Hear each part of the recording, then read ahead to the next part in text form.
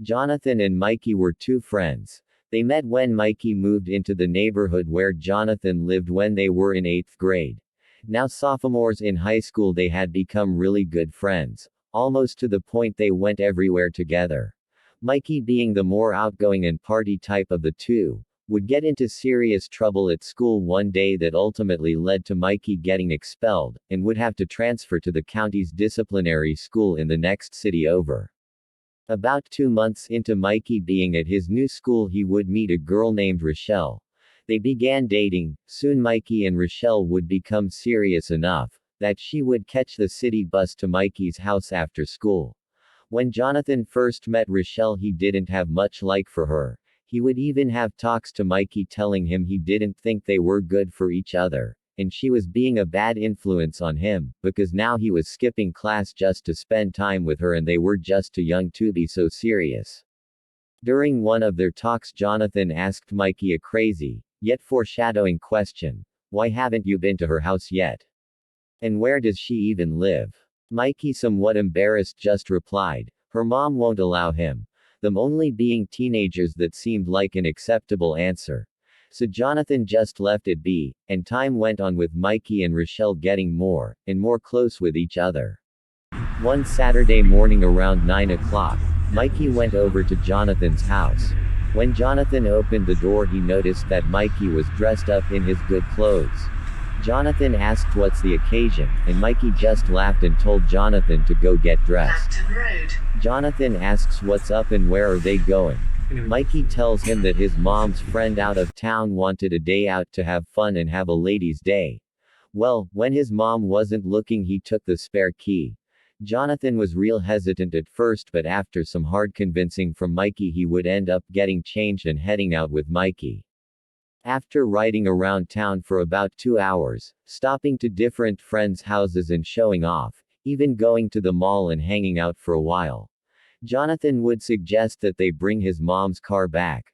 But Mikey was having too much fun, assuring Jonathan that his mom was going to be gone all day and that they had until nightfall to get back. They went to Burger King and grabbed a burger. While they were in the parking lot, Jonathan noticed how Mikey kept calling someone on the phone, and apparently getting no answer. While Jonathan was thinking that, Mikey says, "Hey, do you want to ride to Rochelle's house with me?"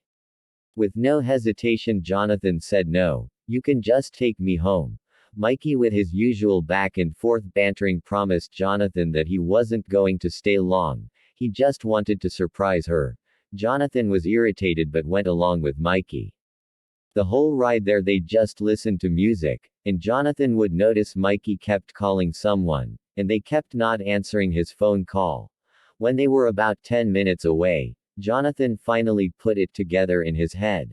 The person that Mikey was calling was Rochelle, and surprising her really meant popping up and seeing what she was doing. But Jonathan just kept his cool and continued to ride. They got to the neighborhood, which was just 5 parallel streets connected by one street that was off the main road of the city. In the back corner of the connecting street was a small playground with no kids in it. And that's where Mikey would park his mom's car. This was a red flag for Jonathan, and he would immediately question it. Mikey reminded him that he wasn't allowed over there, so that's why. Jonathan still didn't feel too good about the situation, but he still followed Mikey up the street towards Rochelle's house. As they were making their way, Jonathan would note how quiet it was in this neighborhood. Mikey would notice it too, but not to the magnitude that Jonathan was. When they were 2 houses down, Mikey points to the house and says, "That's it." In a split second, a girl's voice hollers out Mikey's name. 3 houses back, walking down the driveway, was a girl that Mikey knew from the school he attended. She was vigorously motioning for Mikey and Jonathan to come to her. They walked back up the street thinking maybe Rochelle was in her house or something. But when they approached her, she hastily started asking Mikey, "What the fuck is he doing here?" Jonathan was irritated by how she was talking, but Mikey instantly started arguing with her, yelling to the top of his lungs saying, "I know you hoes are up to something. Why the fuck are y'all playing games?" The girl verbally came back at Mikey, but Jonathan, grabbing Mikey by his shirt, tried to walk off back to the car. But Mikey was just too hot-headed and kept arguing. Jonathan was standing in the road highly upset at this point but still felt wrong about the situation. He looked up to where Rochelle's house was and saw her standing in the doorway. But the weird thing is she seemed to be struggling like she was trying to keep someone from coming out the door. Between the commotion of Mikey arguing and what he was seeing up the road at Rochelle's house, Jonathan decided he had enough. He yelled to Mikey to give him the keys, but Mikey was just too into it with his arguing. Jonathan turns to walk towards Mikey when he noticed an older guy about in his early 20s walking aggressively down the road toward them. Jonathan went to yell for Mikey but Mikey had noticed it too. Mainly because Rochelle was running behind the man yelling and begging him not to do anything. The way he was walking with one hand holding his pants up in the front and the other arm stiff to his side, it was apparent that he was holding a gun. Mikey and Jonathan both took off running back down the street to the car. When they were approaching the corner where Mikey's mom's car was parked, their hearts dropped to the asphalt when they looked to see the car was gone.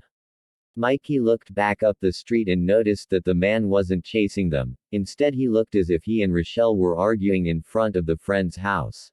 They continued to walk up the connecting street in a complete state of confusion and fright. So much that Jonathan threw up on the side of the road before completely laying into Mikey about what in the actual fuck he had gotten him into.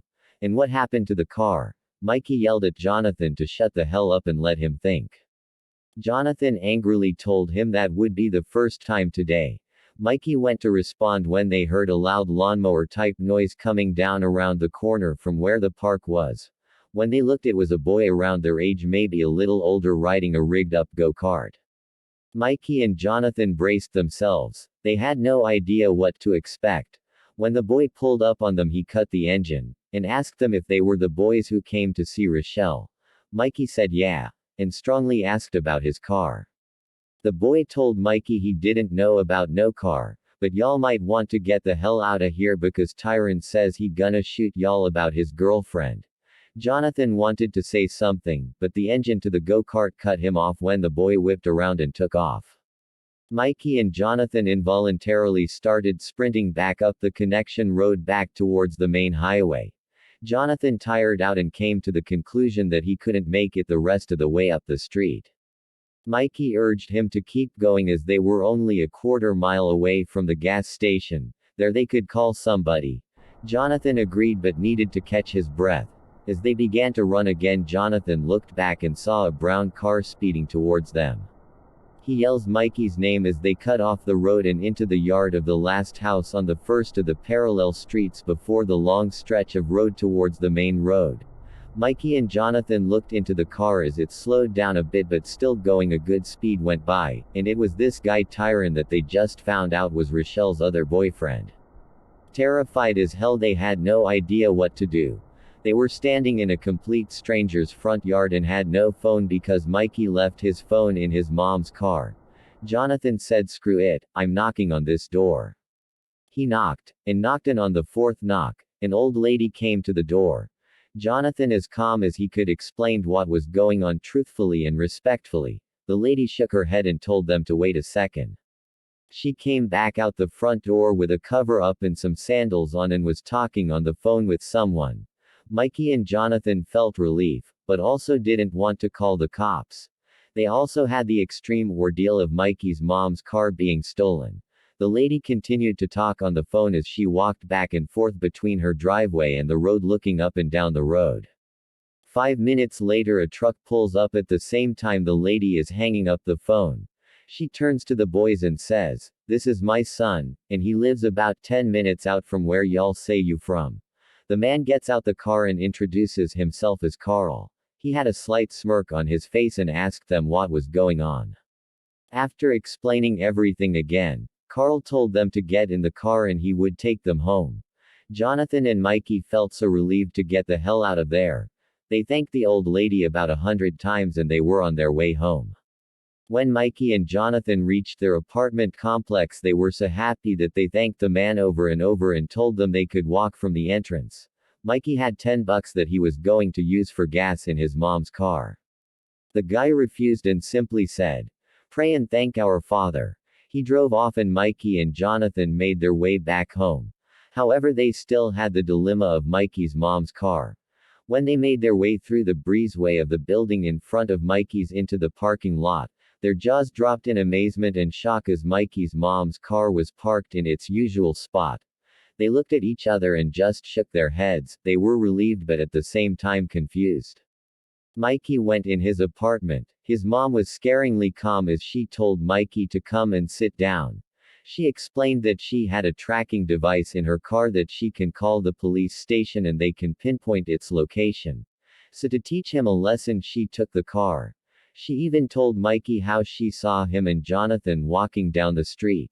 She was about to get aggressive, but Mikey was so appalled and dumbstruck.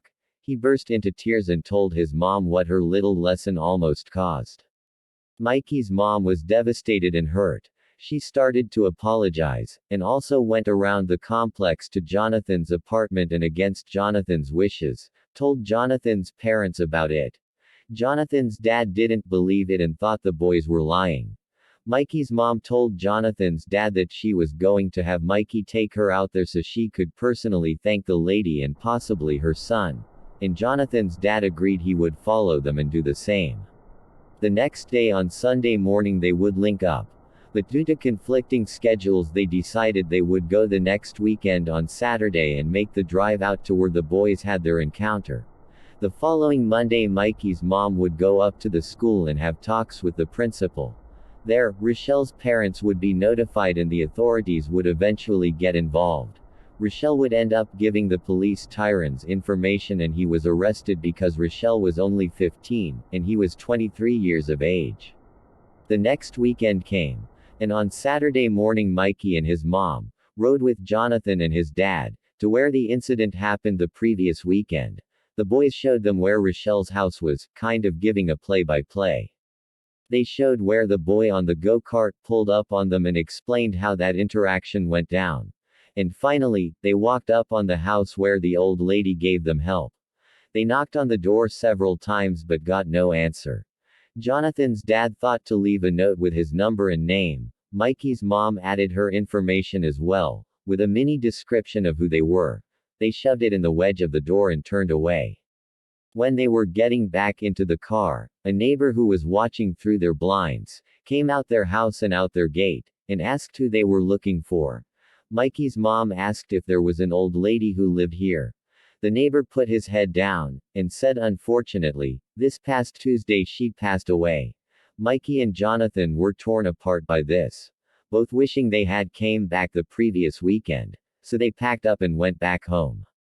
A few days into the week Jonathan and Mikey's parents both received phone calls from Carl. Both parents getting the opportunity to express their gratitude and remorse for the help and his loss. After Jonathan's dad realized the truth of what happened, Jonathan's dad restricted him from leaving the complex. He also put a slow halt on his friendship with Mikey. Since that incident, Mikey and Jonathan grew apart.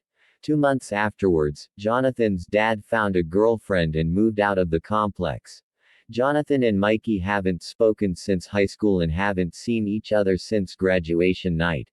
They are now well into their 30s, and still live in the same town. Neither of them have seen the man Carl who gave them a ride ever again.